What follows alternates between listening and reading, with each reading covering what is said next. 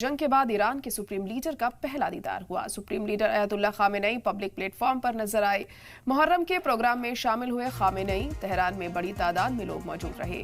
Iran Israel जंग में Iran की हुई थी फतेह। अमेरिका को भी ईरान ने दिया था मुंह तोड़ जवाब। तो जंग के बाद पहली बार पब्लिक प्लेटफॉर्म पर नजर आए हैं खामेनेई। मुहर्रम के प्रोग्राम में उन्होंने अपनी हाजिरी दी। तो अहम खबर इस वक्त आपको बता रहे हैं कि जंग के बाद ईरान के सुप्रीम लीडर खामेनेई का पहला दीदार हुआ है। Supreme leader अयतुल्ला Khamenei public platform पर नजर आए। मुहर्रम के प्रोग्राम में शामिल हुए खामेनेई। तेहरान में बड़ी तादाद में लोग मौजूद थे। इस मौके पर तस्वीरें आप देख सकते हैं किस तरह से मुहर्रम के प्रोग्राम में खासी तादाद में लोग जुटे थे